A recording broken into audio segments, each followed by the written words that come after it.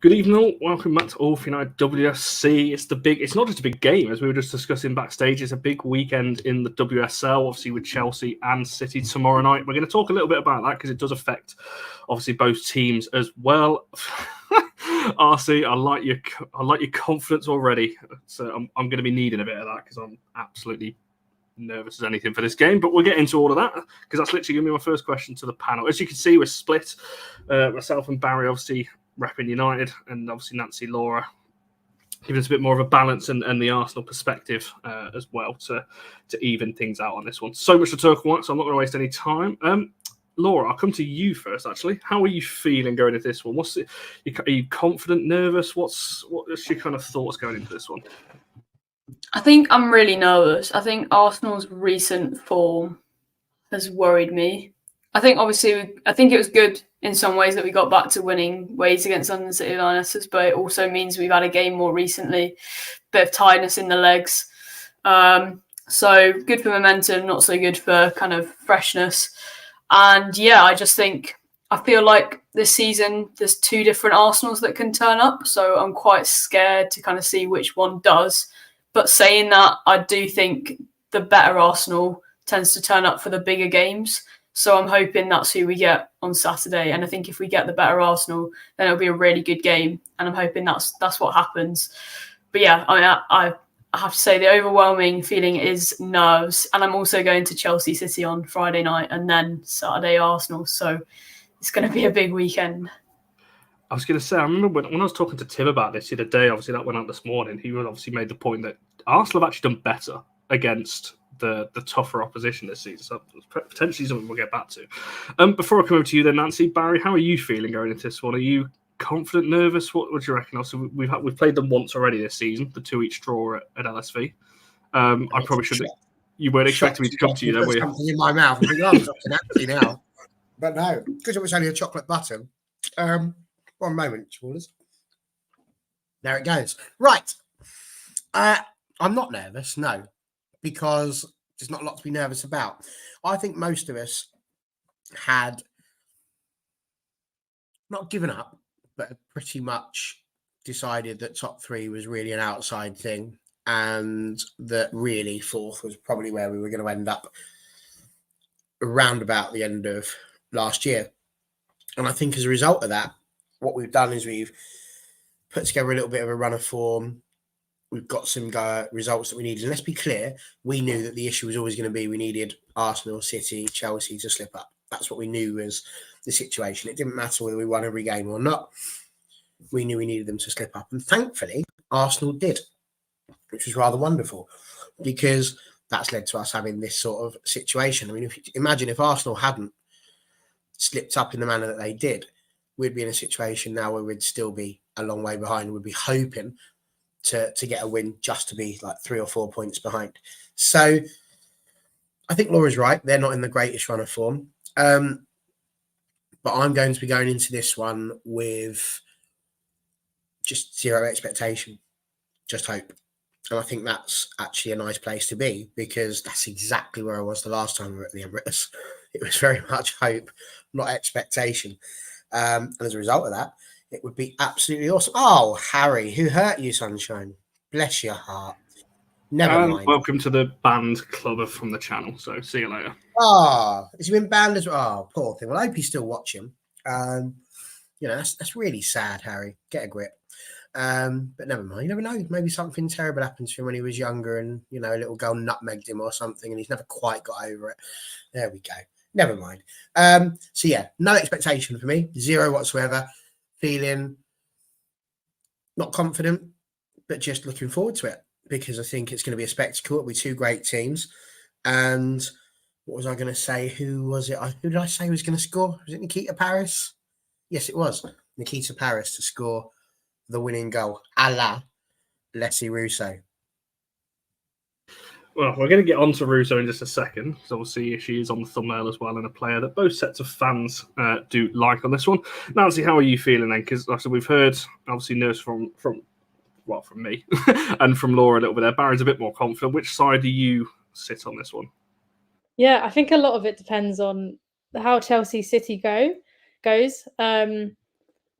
if Chelsea win, I think everyone will kind of agree that's Chelsea have won the WSL. I think 6 points clear.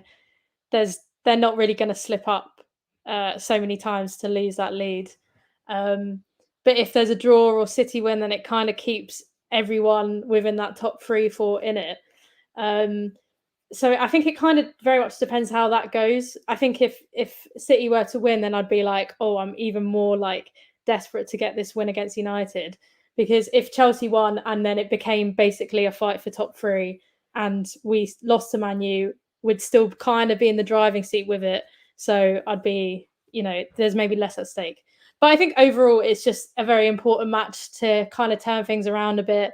As Laura said, I know we got the win against London City, but that is like a team that's near the bottom of the championship. And apart from that, it's been a pretty disappointing few weeks. So I think just in terms of confidence and just to kind of get fans' morale turned around a little bit in front of a sellout crowd, I think is quite important. So yeah, there's a few different factors at play, but I'm definitely watching that Chelsea City match first before I decide how I feel overall. Certainly going to be all eyes on that one as well. And good evening to you, Lucky, as well. You just mentioned it there, so I may as well pick that point up. Obviously, it is sold out. It was announced earlier on that it's going to be a sellout, which is, I really hope everyone turns to make it close to a sellout in terms of attendance, as well as just tickets sold on that one. But Laura, what's your kind of thoughts? I guess, obviously, we're all happy on the panel that it is. On that one, but yeah, just your thoughts on it being a complete sellout, not a single ticket available in hospitality or in just tickets in general.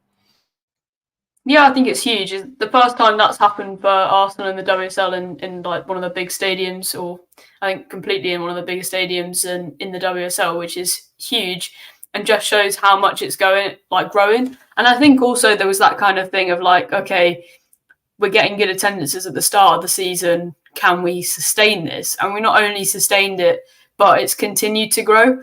So I think, yeah, I mean, there's nothing more to say than it's just such a positive thing.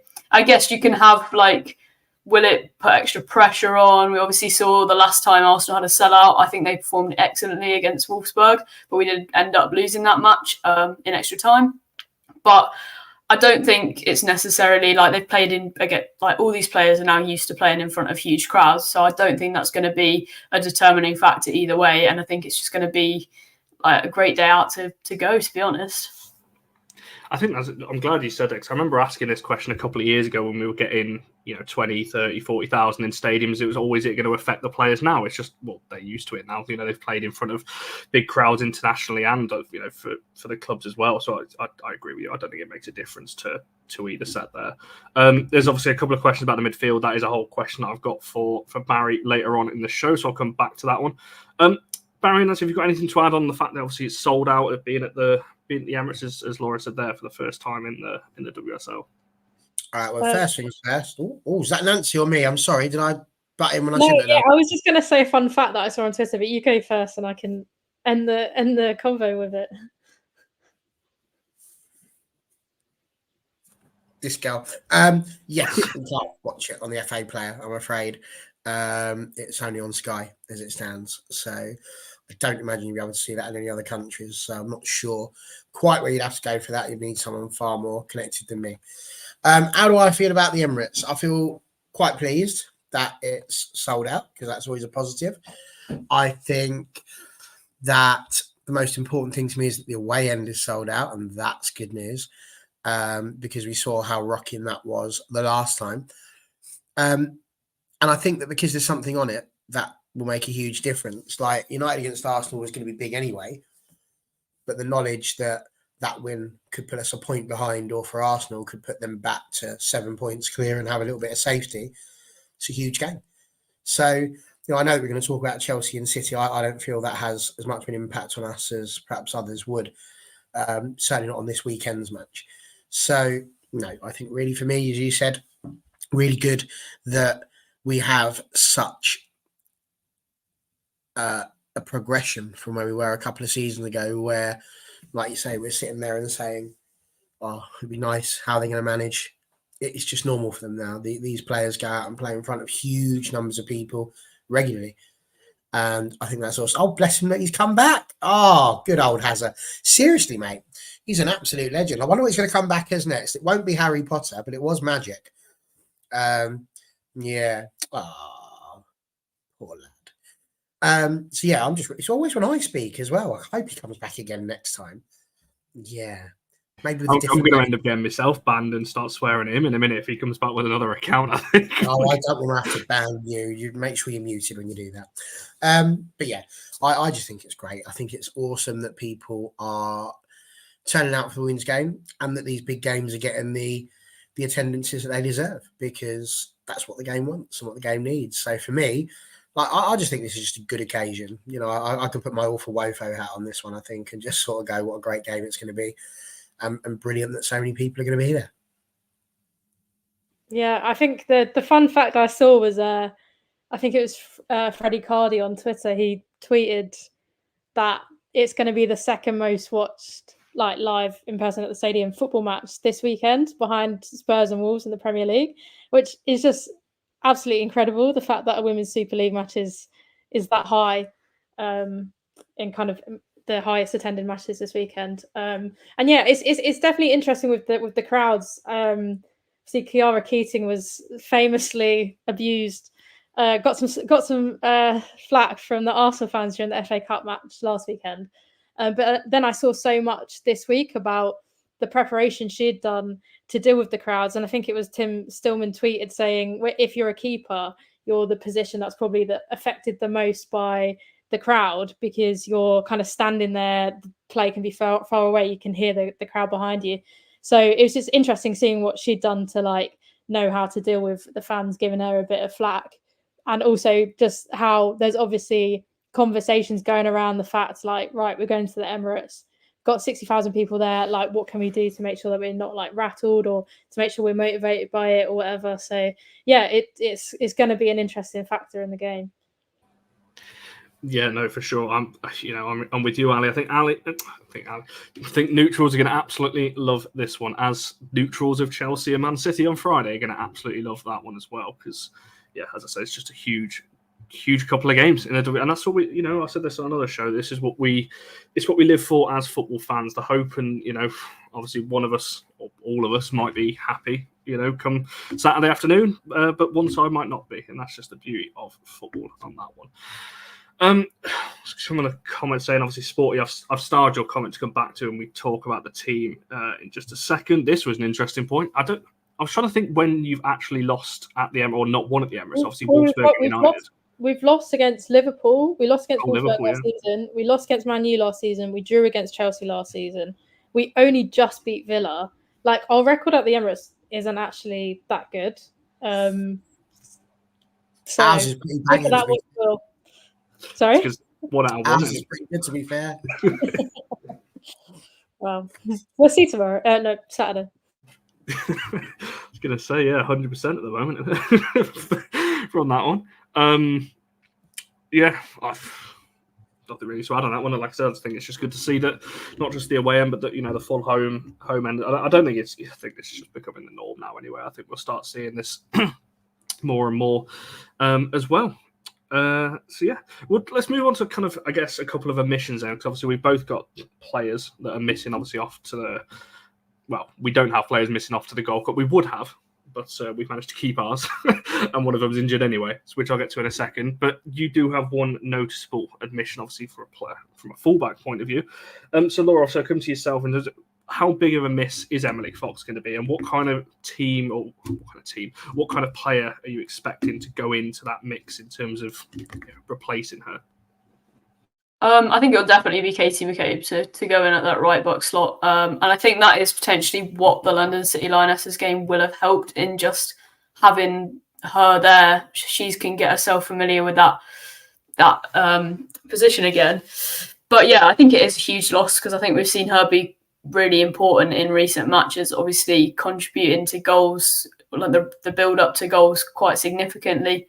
And yeah, I think she's made such an impact and come in and slotted into the team so well that already for a new signing, it's mad that she is going to be such a big miss.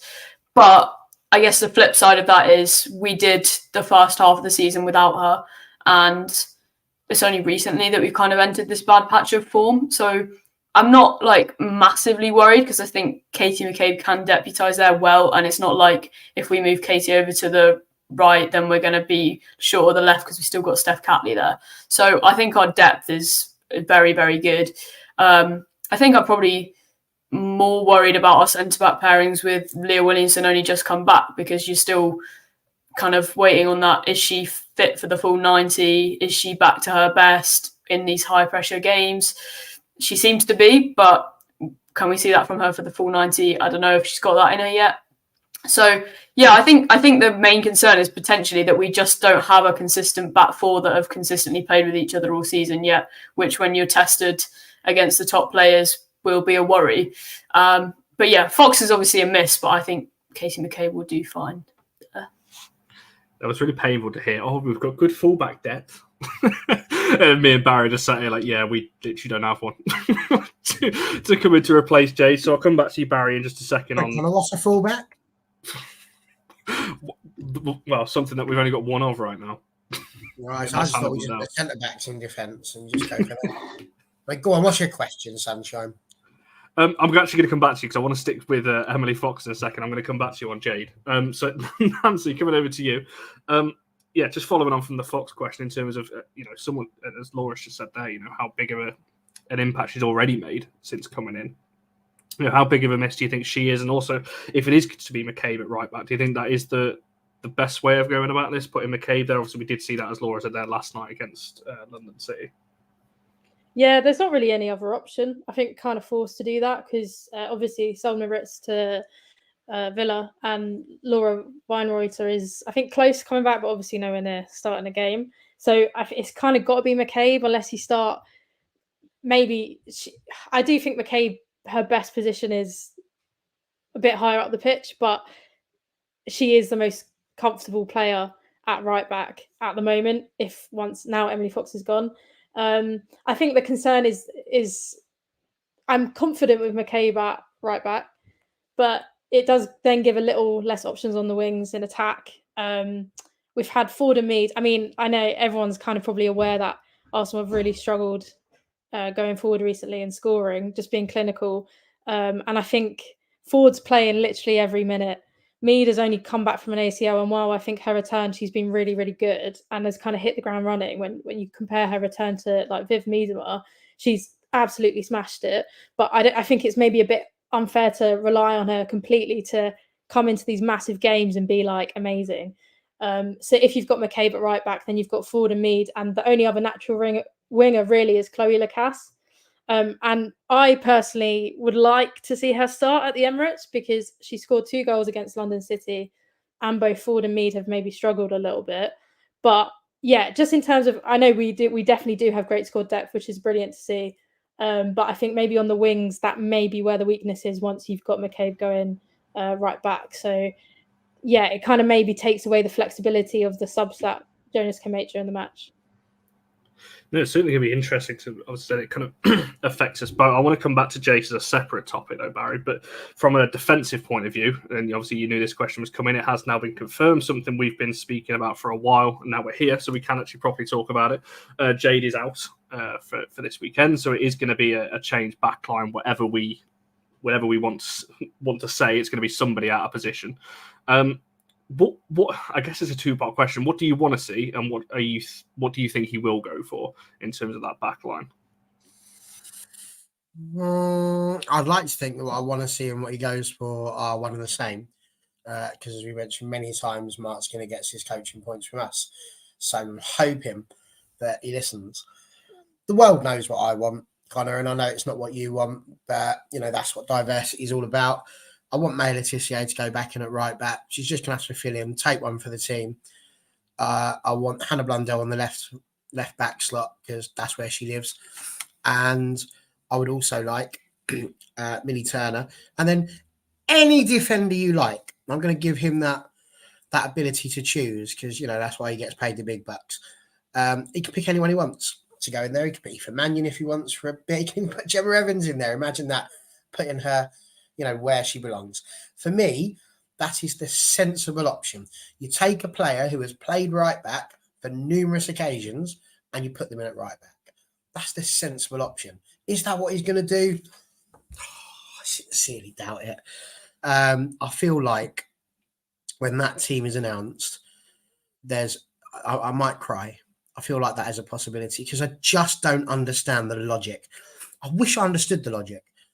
I wish he'd come out and explain why it is that he feels like taking players that don't play in a place naturally and regularly is better than putting players that have played there regularly and indeed were so good in that position that we decided to buy them. I wish he would. Maybe one day somebody can answer that question for us. The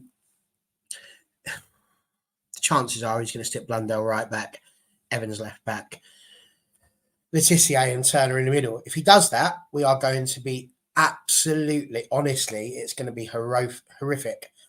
Like, we're going to have to, you can forget putting it on at 12:30 or need to be on after the watershed because there is going to be so much blood spill. It's not a threat, by the way. I'm just saying. It's like, honestly, the left back's going to be on toast. It's going to be horrific. Like, we are actually going to watch someone get cooked. It'll be horrific. Genuinely, like, put an 18 on it because it'll be that bad. Because this is Arsenal we're talking about here. The other option is you put Leah Goulton there, which would be nice, but still, we're still forcing players into places that we don't really want to put them. You got lucky there saying no, Mayer's crucial in last minute tackles inside the box. Absolutely. But hey, guess what? What's also crucial is not having loads of balls thrown into our box or put over Mary Earps. It's not a good idea. So that's kind of where I feel with it. And I just wanted to point out very quickly, he came back again. Had you not gone to Nancy and gone to me as you've done in your usual one, he would have landed on my chat again. Can we just take a minute to realise how bad this person's life is? This man has been banned 3 times, and three times he's had to make an account to come in here to tell women how bad they are. We're living rent-free in your head, sunshine. Like, seriously, that's how bad people's life have got. This is where the internet sucks. Because people have just got no idea how to live their life. He's not even sat there playing a game of Call of Duty or just sitting there with I nearly went very wrong there. Sitting in old boxes, living in his own filth. No, he's not even doing that. He's just sitting there at flipping 7:25 in the evening, just trying to make new accounts to come in here and tell us that women's football's rubbish. Genuinely. Honestly, Ali, it's because Connor's just so quick at getting rid of him. But genuinely, the geezer is an absolute nightmare. He's a weapon, and he needs to get a grip of his life. Yes. Every time I see a comment like that, I'm just going to get rid of it because I'm not even going to entertain that as a thing. I mean, yeah, it's the fullback situation is really tough, as you said. I think whatever we do, it's going to be.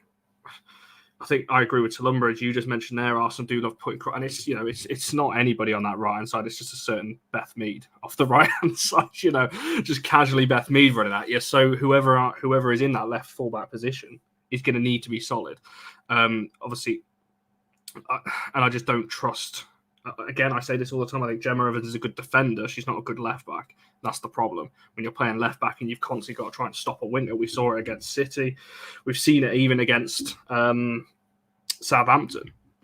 Crosses coming in. That's where their goal came from because she doesn't, I don't think, have the defensive awareness as a fullback to show them outside and actually stop that cross coming in. And against Arsenal, we do not want to, as Barry just said, loads of crosses coming into the box where you've got quality players on the end of it as well. So, yeah, I don't know what we're going to go for, but I feel like it's going to upset people when it comes out on Saturday. It's 11:30 or whatever we decide to release the squads, but we deal with the hand we're dealt, and hopefully whoever is there can do a sterling job. Because as you mentioned, Barry, potentially it's Golden back there. We saw that in the Manchester derby, and that really didn't work on that left-hand side with, and obviously Mayer was shoved to left centre-back in that game as well, which also didn't work. So let's not be doing that again. Golden and Mayer on the left-hand side, because that's even worse. We shall see on that one. Coming back from a team's point of view then, before I come to a different kind of question, Laura, how would you sum up, I guess, Arsenal's season so far? Because I think every other Arsenal fan I've spoken to seems to say Arsenal and United are very similar this season, both a bit underwhelming, not quite hit the... I can't believe this. 4 accounts. 4, mate, get a fucking life. I don't even care that we're going to get demonetized for me swearing. Fuck off. There we go. Right, Laura. I was asking you about... I can't remember what I was asking you. What was I asking you then? About Arsenal this season. I was saying about how United and Arsenal are very similar. Yeah, a little bit underwhelming. Would you agree with that statement that United and Arsenal kind of had similar kind of seasons that, with the expectation that there was over the summer? Do you think that's probably about fair? Yeah, I think so. I think off the back of last season, with it being City missing out on the Champions League, I think people maybe expected City to come back with a vengeance in the sense that they didn't have the Champions League, but then neither did either of us by the end of qualifiers. So I think we're both underwhelming in that sense. And then, yeah, moving forward, I think Arsenal certainly have kind of looked... I think we started off really underwhelming and kind of we started with that loss against Liverpool and then clawed back the form, but never really looked that convincing despite getting the wins. And then we had this moment where we beat Chelsea, which you thought, right, let's kick on now. And then we lost to Spurs, and it's all just been a bit... I don't think we've ever really got into our rhythm like the likes of City and Chelsea have done. And I think that's what's made them that bit better, and that taking those first and second spots as they both found a rhythm to get on those winning streaks. And I think at some point in the WSL, you really need to kick into one of them. And I just haven't felt any like that momentum at all for Arsenal this season, even when we have potentially been on a winning streak. And I think it's probably quite similar for United, but I feel like United maybe at the moment are hitting their stride a little bit more. So hopefully we'll be able to, from an Arsenal perspective, be able to put an end to that. But yeah, I think definitely underwhelming. And I think it's just that case of building some momentum that we just haven't really been able to do. And whether that's because of the transfers and new squad or players coming back from injury, whatever the reasoning is behind that, we just haven't been able to do it. And that has certainly been underwhelming given the summer that we had and the squad that we now have. Yeah, Nancy, I'll throw that same question over to yourself there in terms of, as looking at Arsenal this season. Do you think obviously it has been underworked? Because essentially, obviously, you're still fighting for the Conti Cup. United, obviously, we're hoping that we can go far in the FA Cup. The league looks a little bit far-fetched now for both sides. So, yeah, what have you made of Arsenal's season so far? And is it a fair assessment to say it's been pretty underwhelming so far? Yeah, I think that is fair. I think it's been pretty disjointed. There's not been many matches where I've been like, yeah, we're playing really well here. I think there are a couple games, say for instance Villa very nearly lost that, and it was only 2 goals right at the death that turned that game around. Even when we played Bristol away, like completely fair to Bristol, they are a hard team to play. They've really impressed me this season, but we didn't really play well. And in previous seasons, there's been at least 2 or 3 matches where Arsenal have completely dominated, been so clinical, completely run away with it, and we just haven't seen any of those performances this season. There's been good wins, like don't get me wrong, and that Chelsea one being the absolute pinnacle, but it's just kind of, it's almost like when we kind of get something that works, it does work, but that's just so rare. And I think there's the players coming back from ACL, there's the new signings, there's all of that to kind of figure out, and it just because of that, there's just been a real disjointed feel around this season. And as we mentioned at the start of the show, I do think it has bizarrely struggled most against the kind of lower teams that you wouldn't necessarily expect to. Like we've got a draw against United, beat City, beat Chelsea, but then your West Hams and Liverpool, where teams are more defensive, just absolutely can't break them down, which I think is what is really frustrating, because we've got the firepower there to do it, just can't seem to manage to do it. It's certainly an interesting one when you look at the games that Arsenal have dropped points in. I mean, Kevin, you're asking a really important question. I've no idea. Isn't she still on holiday? Didn't she say she was abroad last time? I'm sure I can't remember. Amara, if you're watching this back, I may have just made that up. But I'm sure last time you were in the comments, you were saying that you were on like a beach somewhere watching us, which was fair enough. Watching us from a beach, that's quite something on that one. just before we get to a couple more of the comments and a question I love asking on these that I've not done for a while, Barry, would you say it's fair to, I guess, compare United and Arsenal season? I guess, thinking of similarities in there, that both had pretty good summer windows, both had high expectations going into the season. Do you think it's fair to, I guess, say the same about both teams? Or I know you're on here every single week, so I know what your thoughts on the season has been, but do you think in that comparison is fair? Yes. I think it's fair to compare all 4 teams. That's why it's the top 4. I think it's reasonable to compare us with Chelsea, to compare Arsenal with Chelsea, to compare City with Chelsea, to compare City with United. I think all 4 of us are in a situation where we make up a top 4, and basically every year one team misses out. The other 3 get the opportunity to go in. And Chelsea, naturally, just win it all and go for everything through life without taking any punches at all, really. So it must be wonderful being a Chelsea fan. But yeah, I think for us, you can absolutely compare them. I think Arsenal have done well. I mean, it was City that missed out last time. So you've got to give credit to City, I think, this season. They've kept going. They've done really well. I think Arsenal, yes, again, like you say, very similar transfer windows. We were buzzing about some of the players that we had brought and how we thought that was going to make a difference. And then we got a few injuries that made life a bit trickier. Arsenal had very similar sorts of situations, They certainly did last season, for sure. They in fact, some could argue we're having the Arsenal season this season because we're the ones that have fallen foul of so many people being injured. But I think we've said it before, the WSL is so tight. So tight, one result just makes a massive difference to the places you're going to be in within that top 4. And, we had a few bad results on the trot. And as a result of that, we're out of the mix. We're lucky to be given an opportunity here to try and get back into it. And again, that's where the win matters, because if we get that, like we say, it's just a point. And all of a sudden, it's game on for the rest of the season. Both teams can sit there and it'll be an exciting way to finish. Without it, all 3 of them are going to be the top 3. As a result, it's not really much of a comparison at that point, is it? Arsenal will have done the business that they need to do, and the 3 of them, City, Chelsea, and Arsenal, will be there making up that top 3 in the European places. So, I think whichever way you look at it and however you choose to view it, I think all of the top 4 are able to be spoken about in that breath. I just think that this result will really show us just how comparable it'll be, because if Arsenal don't manage to get the win, it's going to be very exciting. If Arsenal do get the win, then you could argue that although it could be compared, Arsenal have done better. Yeah, it's certainly a lot riding on this, obviously from both seasons, as I come to towards the end as well. I do have a quick fire question, as I do for these kinds of shows, but there's a question put to us in the chat from someone I've not seen before, so I thought I may as well ask it. But I will come to the 2, I guess, Arsenal reps first, because me and Barry have spoken a lot about this. From Alana, they're saying, do you think Mary's going to leave United? And if so, where do you think she is going? I'll try and keep this section short if we can.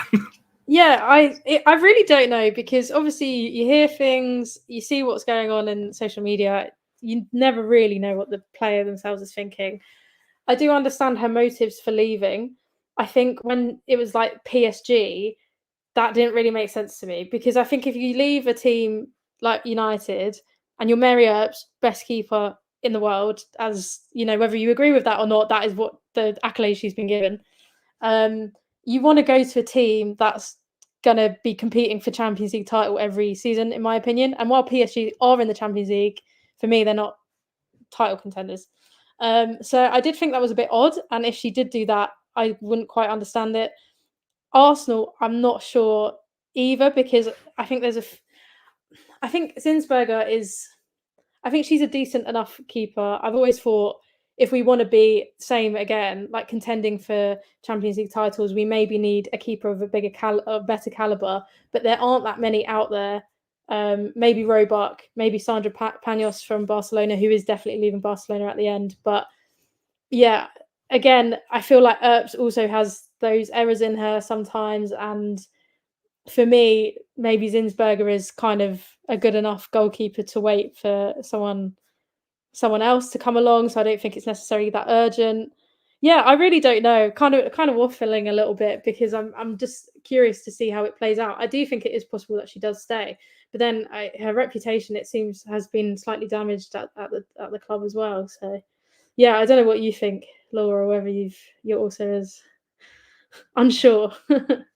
Yeah, no, I kind of agree with what you said in terms of like PSG seems odd, and it would feel weird for her to stay now just because of the whole kind of, there's been this whole drama this whole season of like where she's going to go, and for her to just stay would maybe seem a bit like, right, like that's not how I expect it to end.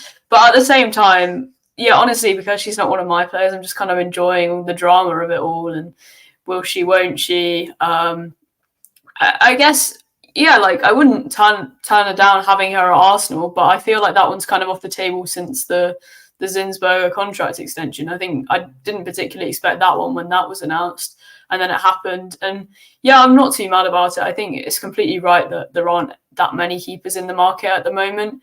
I think you always want to see your team making exciting new signings. So I would never turn down Mary Earps, but I think it would be, yeah, I don't see her coming to Arsenal now. I see her going abroad if she does leave, and I probably do expect her to leave, but are any of those teams that would be a step up for her actually in the market, and then I can potentially see her staying if they're not. Yeah, I mean, do I even want to ask you, Barry? Because I feel like we talk about Mary Earps every single show that we do. Fun things to talk about, like, look, for example, we get on, Twilumber and I have come to a bit of an understanding. I've got to look, but we already did. We bought Paris. Like, it's already happened, mate. So what you need to do, just going to help you out a bit now, everybody else, just talk amongst yourselves. What you need to do, just here, right, young man, is that you need to look over here, and I'm going to give you a little bit of what you'd say, right? So John Hume has put something, my laptop's not doing what I want it to do. It's done this. And what you say is, wasn't Leslie Russo supposed to do that? And then, man, people can feel that way about it. Unfortunately, the one you got just made us look a bit silly. So we'll get there. Don't worry. It's all good. Love it. I don't care, Connor. I don't care. I've not changed my opinion. Is she being a bit better towards the fans and towards the club that's made her what she is? Absolutely. I still want PTJ to start as it stands. I'm just annoyed with her. The only thing that will change your mind about her is if she signs a contract. It's as simple as that. So if she signs a contract, absolutely, I'll be right behind her. If she doesn't sign a contract, I'll be right behind her, pushing her out the door. So it's very simple. I've got no more time to spend on the matter than that. Yeah, exactly. I think, yeah, it is a complicated one. I think, yes, there is. There's truth in that. It's going to go on to the end of the season, which is why I don't want to speak about her every single week, because we'll literally say the same thing and repeat over and over. It can honestly go either way. At the moment, there's a very good offer from United. She'll have clubs interested in her when it gets closer to the end, because she's free. No one's going to turn down a free Mary Earps when it comes down to the end of the season. So this one's going to drag on, I think, until the end. So we shall see on that one. Alana, you've asked this question 3 times, and you're reading my mind, because I asked this on every single big preview that we do. I try and sneak this question in there. It's like I say I made it up. I didn't. I probably nicked it off somebody else. But I'm gonna claim it's mine for this channel, because it's my go-to question on these big ones. So the usual parameters and the rules that Barry hates. If you're moving a player from one team to the other right now, so with current injuries and everything else. In fact, no. I'll scrap that. Everyone's fully fit. So you have to move somebody across from Arsenal to United and from United to Arsenal, and they have to start. So whoever you're picking then replaces somebody in the opposition 11. Who are you moving across from United to Arsenal and then Arsenal to United? And to be fair, I thought of mine straight away. Like, I don't think it's as difficult as people maybe think of mine. So, having said that, yeah, no, I think it is. See everyone thinking. Let's see what people in the comments think to that one as well in terms of who they would move across. I said everyone's fully fit, so it would have been a fullback right now. But if everyone's fully fit, I don't think I would take the Arsenal fullbacks over Jade and Blundell. Everyone's thinking Ella Toon. Someone's saying there. Fox is not a bad shout, to be fair. Obviously with a fullback. I'm waiting to see who breaks. Oh, Nancy's going for a goal. I do like the look of Riviere, but if everyone's fit, then we've also got Weinreuter back. So then we do have 2 right backs. So that is excessive. And also, if Emily Fox is around, she's my starting. Sorry, I'm going to go back to thinking. See, RC is on my wavelength. I would have gone. I'm thinking Pullover or Leah Volti to go alongside Zellum. One thing Man United need is another midfielder. Pullover and Volti are better than what we have. So yes, I would put them straight into our midfield. And Volti is our 6. We've been crying out for. I know Lad plays there, but we're not seeing Lad at the minute. So I would go for her. So that we don't need unless you go for someone like Caitlin Ford off the left. It's the only thing I could think of. Vic saying Stina. I mean, over Paris right now. Maybe. I don't know. I wouldn't want Stina. So I don't think she's all she's cracked up to be. If I can be quite so blunt. Why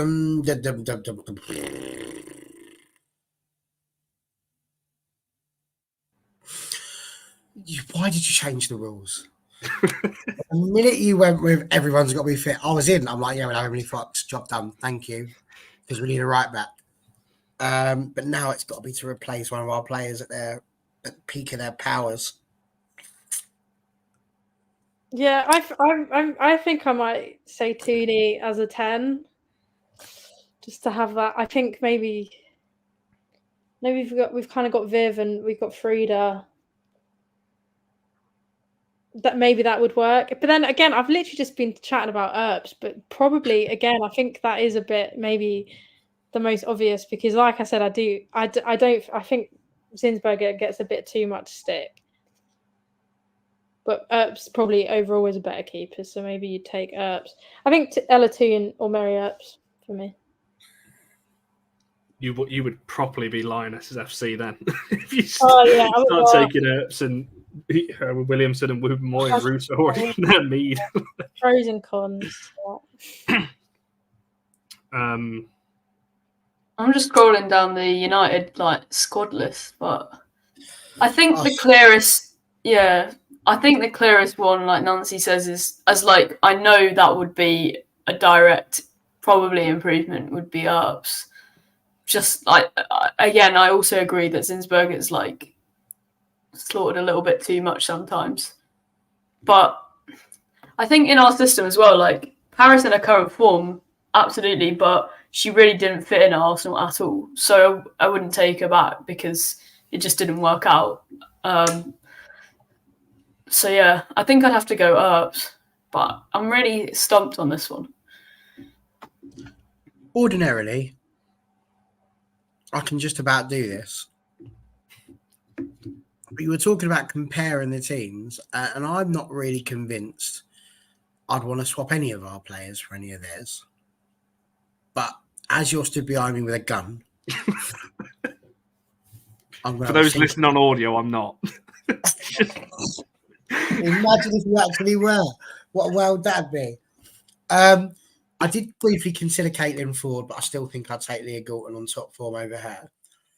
I feel like I always take away Hannah Blundell and just put the left back in there. And I don't think I could be doing with Katie McCabe's ridiculous antics, hitting people over the head with a ball and trying to fight Lauren Hemp. So I'm going to, and I apologise for this in advance, Mia Clayton, I would take out Millie Turner and put in Leah Williamson. See, I was thinking that because I'm surprised that someone did say it in the chat in terms of Laetitia the other way and having Williamson and Laetitia as the Arsenal two. Because that was somebody I thought of to go alongside Mayer. I think that would be a good partnership. I potentially would have gone for Viv, but now we've got Paris, and she's like scorching hot at the moment. So why would you want to replace, somebody who's not necessarily going to get back to the peak of their powers with someone who's banging them in all the time? So I didn't want to go for that. I don't want to get rid of Geyse because she's just going to evolve into something amazing. So, and I'm not changing the midfield because I can't now because I just had to go at you for doing it. So I'm going to have to go Leah Williamson. Maybe we just try and convert Leah into midfield, I don't know. Because, as you said, we definitely need more of them. Who knows? Trying to see what the chat was saying. I missed a load of these comments. Obviously, someone just said, I can't believe no one said Geyse to Arsenal.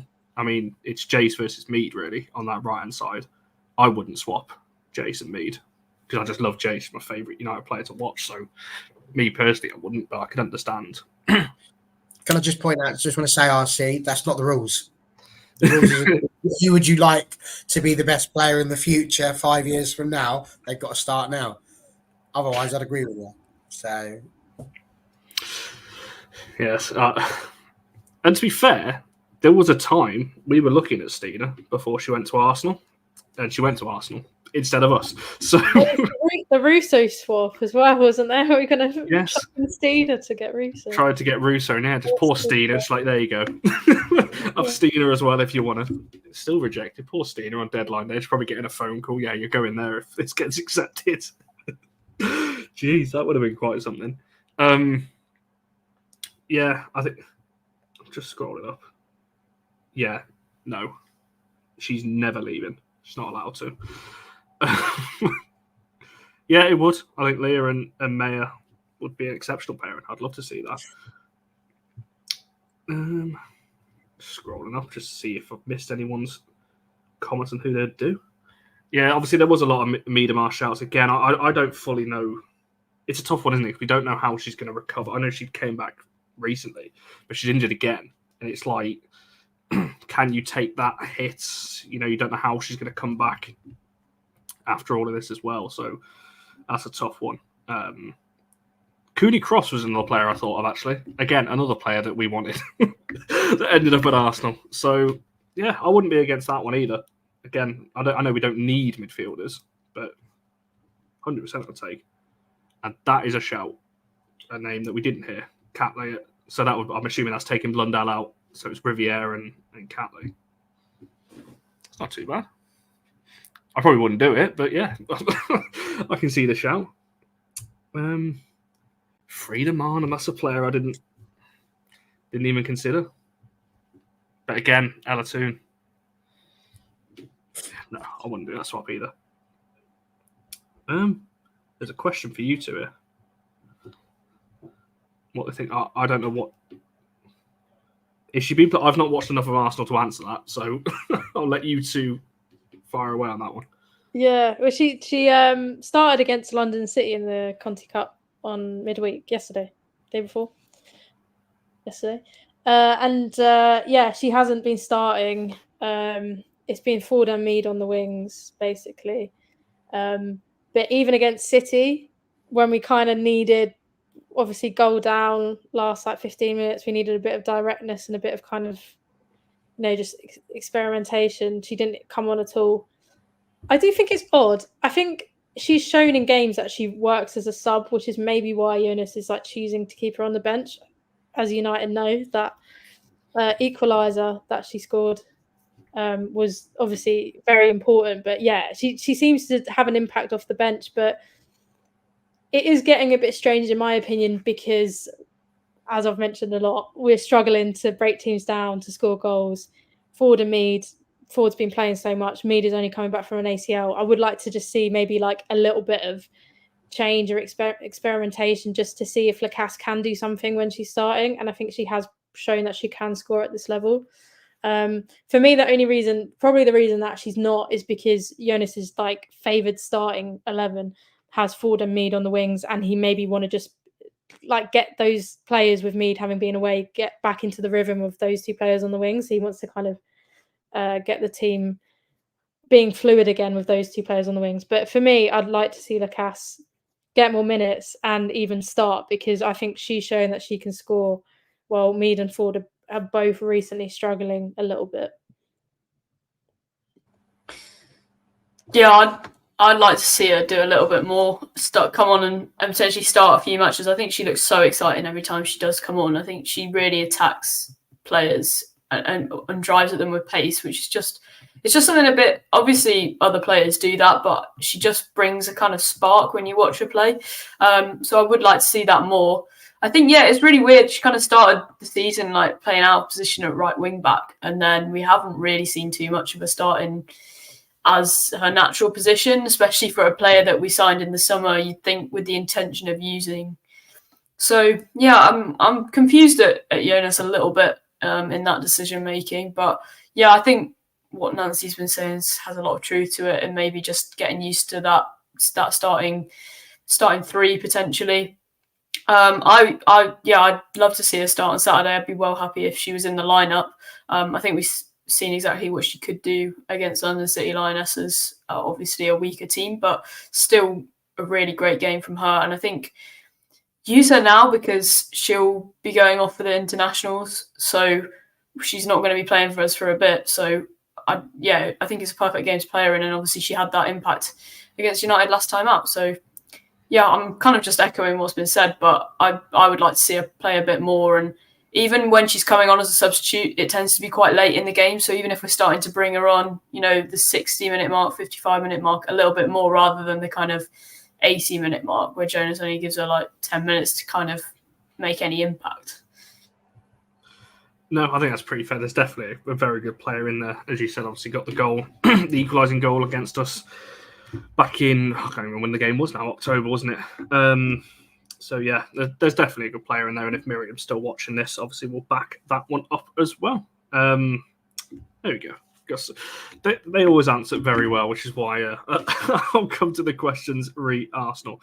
There's been a lot of talk about a start on 11 and things like that. So I had a question on the midfield. So Barry, I'm going to integrate predictions for an 11 into this with you. The only midfield or the only change me personally I can see is the RC. We're going to have words in a minute.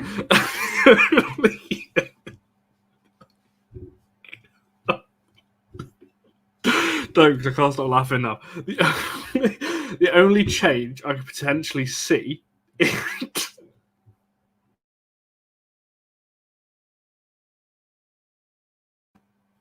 Right, can we just compose for a second? I hate it because I can see Barry laughing to put me off. Right, Barry, simple question. Lad or Lisa? I can't even look at you.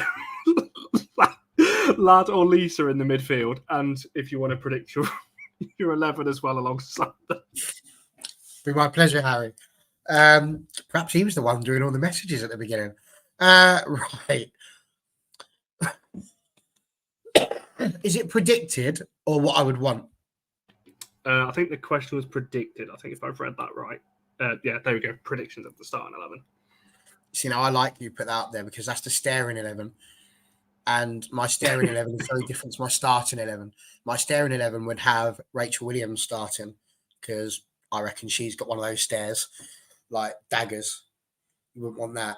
So, yeah. Starting 11. What I think he's going to go for would be Earps in goal. I can't see why he would want to change from what he's done before. So it wouldn't surprise me if he goes Evans, Turner, Letitia, and Blundell at right back. Midfield, probably going to go with Zellerman soon. Like you say, it's who's she going to be next door to. For me, that's probably going to be Nolsund. Up top, sensible options would be Geyse, Galton, and Nikita Paris. It's not what I'd like him to do, though. I would like it, as I said. Already gone through the defence. For me, Blundell goes left, Letitia right. The midfield three I'll be quite happy with. Don't care if it's Nolsund, don't care if it's Ladd, don't care if it's Guerrero. I know that's been mentioned a bit as well. Quite happy for any of those three, if I'm brutally honest. And yeah, up front, I don't know. Is Garcia about? There's no injuries for Garcia, is there? Is she around? She should be back. Should. So potentially off the bench for her, which is often what she does best, to be fair. So Yeah, I think really that's the only change you want to do. That consistency is the key. So yeah, Paris through the middle, Geyse down the right, Gorton on the left. But we shall see. Yeah, I tend to agree. I think he's going to go for Lad. Purely, I think we're going to need cover on the left side a lot more because it's going to be someone out of position, I think. So I think he'll go for Lad and Lad dropping deeper into that left side, like that left channel, just to help with obviously McCabe and Mead, whoever's playing on that left back position. So I think he'll go for Lad. I'm not against Lisa or that because I think Lisa's been very good in recent weeks. However, I think we'll see Lad and Zellum. We've seen it before. It worked last season. They were exceptional last season together at the Emirates. So I would like to think if we can recreate some of that again, I would like to see those two together on that one. It was a minor issue. Geyse is fine. She's fine. She'll be there tomorrow. Not tomorrow. I hope she's not there tomorrow. She'll be there on Saturday. That's Nancy's fault for saying You are all going to send NT absolutely potty. He's not got a clue what it's Thursday today, NT, and the game is on Saturday. It's because we're so used to doing previews on a Friday. It's completely thrown me doing this on a Thursday. Anyway, yes, she'll be fine, and so should Garcia as well. Yeah, just minor issues there. And yeah, Mannion definitely won't be starting. She might get some minutes towards the end if we're hanging on and we need some defensive cover to throw a defender in. I think, yeah, she might get some minutes there. Very quick. What NT says about Mallard, I'm not convinced at the minute. I think she's had a bit of a drop off, so I'm not sure if throwing her in against Arsenal would be a great idea. Yeah, I'm with you all now because I want to see Mallard, Jason Paris as a front three. I just don't think this is the game to do it. It was that front three against Man City and Old Trafford. It was just all the wrong way round. And we had Geyse down the middle, Mallard on the right, and Paris on the left. It was like everyone in the wrong position. So yeah, I wouldn't in this game. But yeah, you say that, RC. Talking about she's not a winger. Like I said before, she had her best season for Leon playing off the left. So it's not a bad position for her. And as I said, right now, you can't really take Paris out of the 9. So, yeah, I don't know. It's obviously a lot of different shouts. The backline's a different one, Ian. I would like to see that, but it's just not going to be because Mannion's not fully there yet, I don't think, to start. She might be, and we might see a shock. Who knows? But I don't think so. Mallard started up front for the game against Southampton, didn't she? God, now you're testing my memory. I'm sure she did. She was in a 3. Paris went down the right, Gorton on the left, Mallard in the middle. Yeah, and I just say that. This is what I mean. Ian was just put it in there. Mallard was a bit off against Southampton, not sure I'd start her, and that's what I'm talking about. That's championship. She's not where she needs to be starting that game, I don't think. She was on the right. Even still, I don't think she was great. I don't think she was. I watched that game. Paris spent most of her life down the right-hand side. You might have to be outvoted here. That's where I saw her. Always on the right. Playing right back. That'll be something, eh? No, she wasn't the right back. She was in the goal. Couldn't you see her there, saving all the balls? Very quickly on the predicted 11 front, I'll just come to you two from an Arsenal point of view. You've pretty much said most of what you think the team is going to be. Who you think between the two of you? Can you put a predicted 11 together on who you think it's going to be on Saturday? I'll say my 11, I've just scribbled down who I thought it would be. So I've gone Manu in goal, and then I think Steph Catley, Williamson, Moy, McCabe in the back line. I've gone Ford, Russo, and Mead up front. And then my midfield, I've gone Little, Valti, and Palova. I think Little or Mornham is potentially the one that I'm most like. It could be either. But I've gone for Little because I think experience and come back. So, yeah, that would be my prediction. I don't know if Nancy's got any different to that. Yeah, that is the exact same. I think Williamson will start. But maybe instead, just in terms of like, obviously Williamson's like early days from returning, so I think if she's fully fit, she'll start, but potentially maybe there's a bit of recovery. But I think Ilstead was also ill recently and missed the match. I can't remember whether it was City or London City. But yeah, I think Williamson likely starting, and I would like to see the little Wolty Pullover midfield. Frida this season has just been a little bit hit and miss, and I think it just makes sense to have Little and Wolty there, and then have Pullover as like the slightly more creative midfielder. And then, Russo, Mead and Ford as always. Although if Lacasse was in the starting 11, probably instead of Ford, maybe. I think she can play on both wings, more or less. I'd be happy with that. But what Laura said, I think that's what Jonas is going to go for. Yeah, there's some interesting... I don't know whether I was going to... No, I am going to bring it up. Why not? Interesting question. Obviously, Daly did get the retrospective ban after the game, and Woburn Moyes was not that much different, I've got to be honest, from what Daly did. I'm surprised. Well, I'm not really, but I am a little bit surprised that they've not gone back and looked at that. I mean, were you two worried that they were going to look at it and potentially suspend her after what's happened with Daly, or were you not too worried on that one? I think there was one big difference that kind of makes it very different, is that it was in play. Like, she was challenging for the ball in that challenge, whereas Daly's was completely... I'm not saying that it wasn't an elbow, but it was in play. Like, I'm saying it was a very blatant elbow. I don't disagree with that. But Daly's was completely off the ball incident. Blatantly, she just swung her elbow out, like completely off the ball. Whereas Woburn Moyes, if you're giving her the benefit of the doubt, which I probably shouldn't, but if you are, she's going up to challenge for that ball, which is where I think you don't get the kind of review, because in that phase of the game, the referee has judged that to not have been malicious. Whereas the Daly one can very much be seen as it was off the ball, the referee didn't see it, let's go back and look at it and we can apply a penalty. I think that's why it hasn't gone back.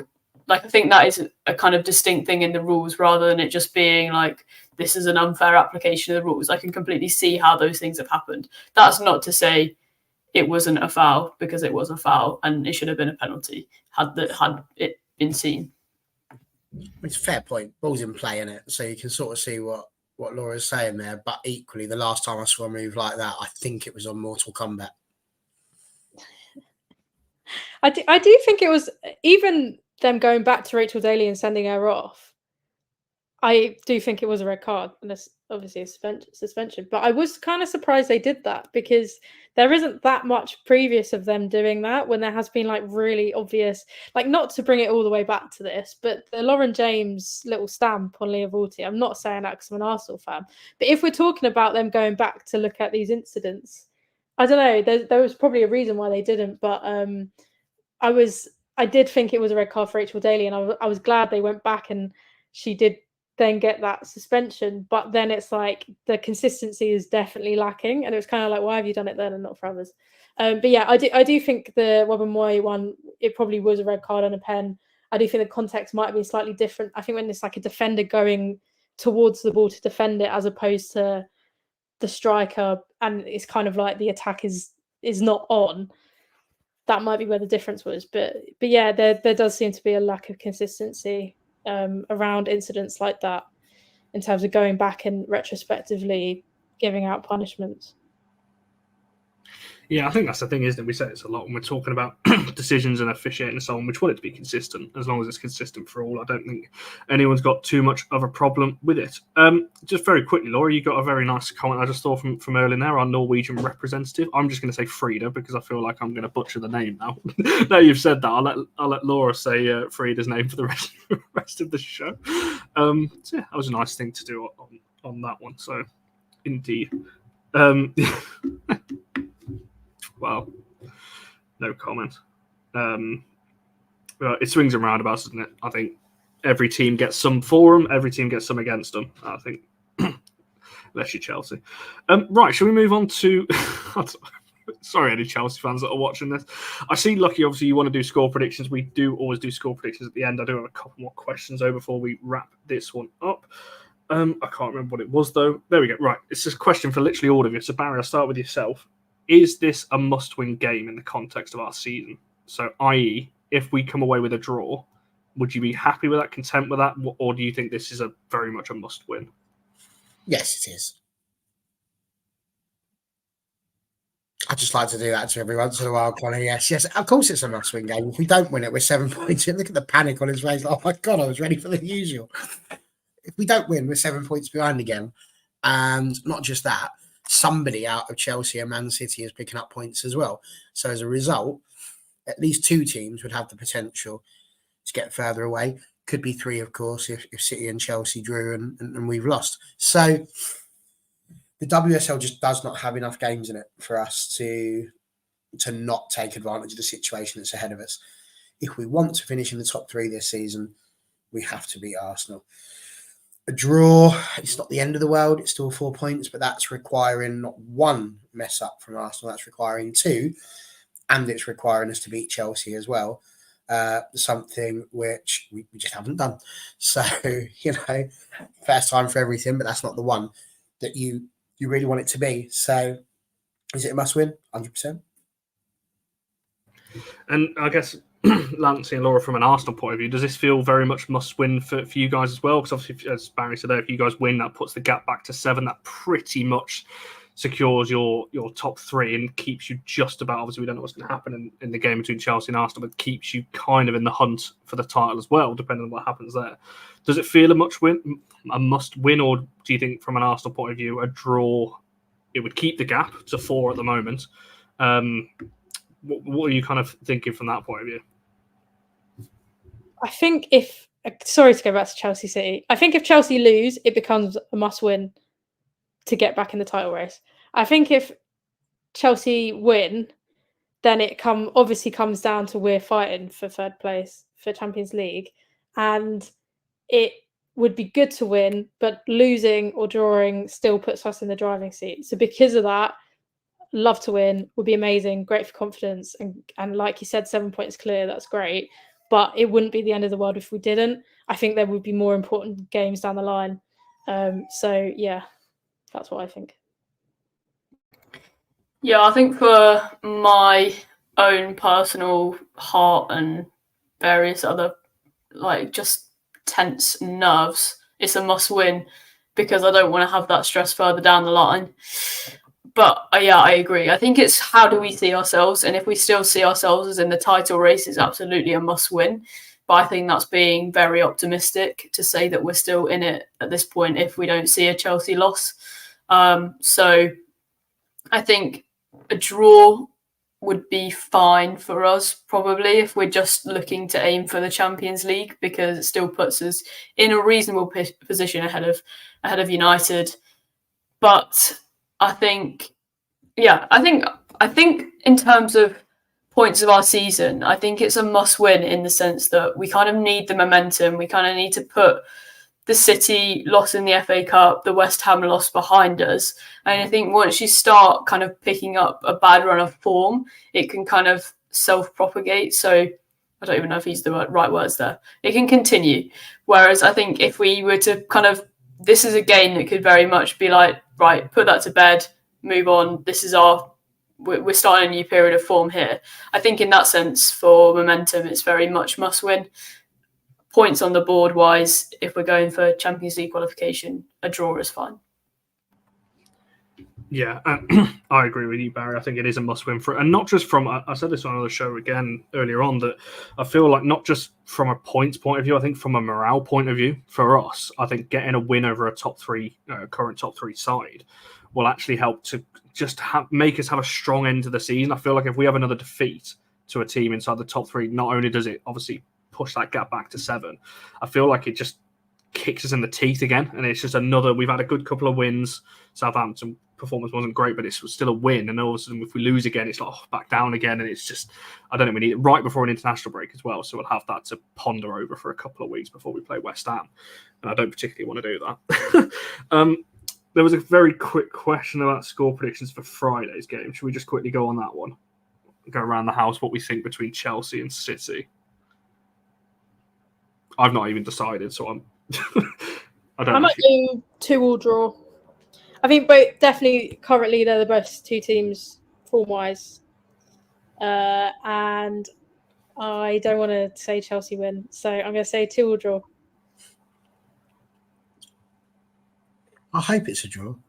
I hope it's a draw because I think that's going to be the better spectacle. Whether or not Chelsea should win it in the end, as in like the whole thing, I'm ambivalent towards that to a degree. Part of me would like Emma Hayes to win one more thing before she goes because I think she has worked hard enough to deserve that. Part of me hopes that Emma Hayes never wins anything again because she's a Chelsea manager and I can't stand Chelsea. So, you know, it really does depend what side of bed I wake up on that one. So I'm going to go with a draw. And Alana, to answer your question, no, it wasn't a goal. No, I don't think it was either. I also don't think it was, and that's coming from an Arsenal fan. So, yeah, I was thinking a draw, to be honest. I'll go with 1-1. I can't see there being that many goals in it. Although, yeah, I'm going to that one as press, so there'll probably be more goals in it when I have to write it up than the games where I don't have to write it up. But yeah, I'm going to go for a 1-1 draw. The draw right at the end, so both goals in like the 85th and the 89th. A journalist nightmare. Really not appreciate that. And to be fair, if it's only 2 in the last few minutes, then at least the narrative of the game doesn't change. It's always going to be a draw. So it's if it goes from one to the other. No, can't do that. Every journalist I speak to hates that. A last-minute winner or something like that changes the headline and everything else. They got to rewrite what they've just put for the report and everything. There we go. Where's it at? It's Chelsea, isn't it? So Chelsea really struggled against City away. So if it was the other way around, then maybe. No, I think Chelsea win it and go on to win the title. As much as I hate to say it, I think they do. I think they probably win it 3-1 or something like that. And go on from there. It'll be interesting to see what happens with Lauren Hemp now, though. Now it's reported, obviously, with Barcelona, how that affects her and the rest of her season. Because we know how that could potentially disrupt a squad, knowing one of your key players is on the way out as well. No, nobody wants that. Equally, though, I don't want us to get to the last game of the season needing to beat Chelsea to qualify for the top 3, because we had that a couple of years ago and it didn't really work out how we wanted. But if Chelsea, I've said this for a while, if Chelsea are going to win the league, I want them to wrap it up before that game. So that last game doesn't really mean anything. Because then they can have the title at Kings Meadow. They can, Emma Hayes' last game at home, lift the trophy in front of them. They can have all of that. Then we could win the last game at Old Trafford. Because we might need that win on the last game as well. Yeah, James, I hope so. I hope you're right on that one. 3. Why not? How many was there last time? It was 2, wasn't it, last time they met? Which one of them shouldn't have been, by the way. Greenwood's one.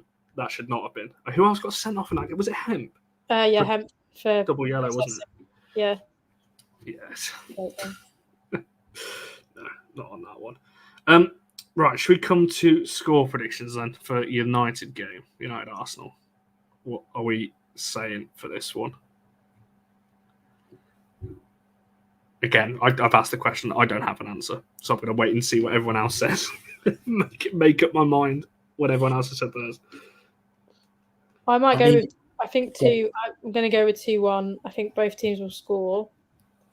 I think Paris will score.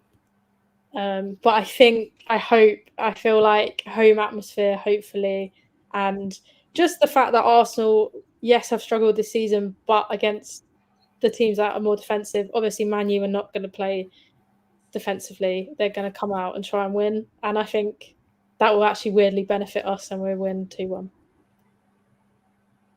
So I was also thinking either 2-1 or 3-2, but the other way around. I do think that we are going to nick it. I don't know, I feel like it's written in the stars.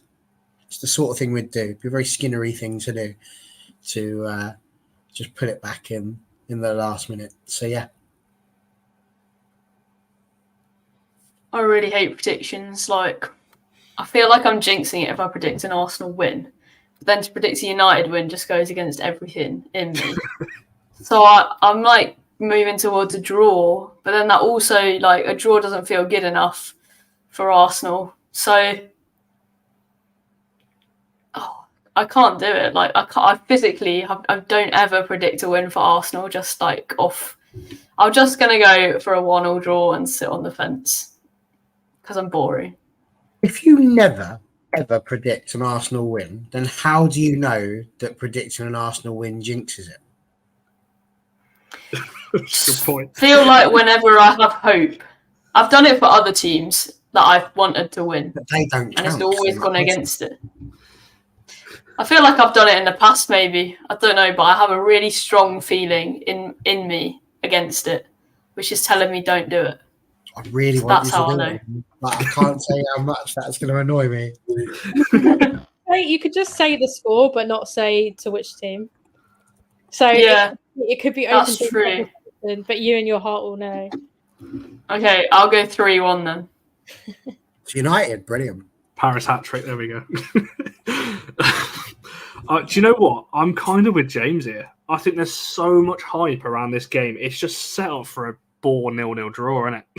Like nothing happening, no drama. Just... Not with our defence and Manu in goal. Can I just point out, if this game finishes 0-0, I should be very annoyed. That's. I don't know. Like, I'll say 1-1.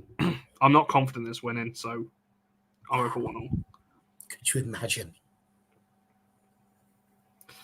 Oh, yeah. Well, it's like I said before, this game's set up. There's two narratives, isn't there? Obviously, there's the Arsenal one with Russo, if she scores a winner or scores or something like that. And then obviously there's the United one with Paris. So it's like, or as I think me and Tim said, imagine Mary up saving the penalty that denies Arsenal like a point or a win or something like that. Like, it's just, there's so many like factors.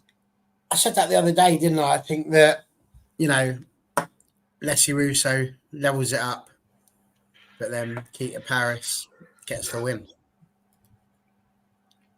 Yeah, I don't know. I really don't. I'm going to stick with 1-1 because I'm not confident yet. If we had a fully fit back line, I'd be a bit more confident. I don't think we can go as attacking as we'd like to because we're going to need to cover our left side of defence a lot more than we usually would. I think that's going to set us back a bit. Potentially. I feel there might be a red card in this. I feel like because there's so much riding on it, there is going to be a lot of feistiness to the game, or I hope there is anyway, that kind of side of it and see a bit more of that. Certainly going to be good on that one. Williams brace in the last 5 minutes, I'll be down for that. That would be quite something. No, we don't want that. Come on now. Where was it? That was the one I wanted. So I'm calling Mallard, Paris, or Turner on the end of it would be glorious. Yeah, it's not out of the question. Who knows? That's the beauty, as I said at the start. We really don't know. This game can go either way. Now that would be incredible. Can you imagine? Especially at the Emirates. Never been sent off before, has she? I can't recall this. It just doesn't feel like her games. It doesn't like she goes flying about into tackles and all that sort of stuff. I would be gobsmacked. I can't even think if she's been booked. I was going to say, I don't even remember. Gary Lineker of the England side. I can't. No way. It might be 2 lots of time wasting these days. I'm not even sure she does that. You have to run for the ball and get it, and then sort of just stand with it, and then she's the one who gets fouled. I can't see it. Yeah. Who knows? I was going to say, yeah, I'm surprised. I don't even think she gets yellows. Like, she's just there, isn't she? She just pops up, does her thing. And yes, that was an important point because if it is going to be the back line that we saw against London City Lionesses, as Laura and Nancy said, if McCabe is at right back, obviously Geyse on the other side, because I'd love to have seen Geyse up against McCabe. Obviously we're not going to get to see that now because it's likely going to be Catley on the left. But that would have been a battle. Geyse and McCabe on that side. That would be quite good. Right, should we look to wrap up there then? Because I know we're all a bit strapped for time these days. We've got a lot going on. So I guess, Nancy, I'll come to you if there's anything you want to shout at. Last time you were on here, you were coming up to the end of publishing your book. I believe it's now done, isn't it? Is it published? Yeah, not published, written. Oh, written, there we go. When's it published and when's it coming out? Where can people find it?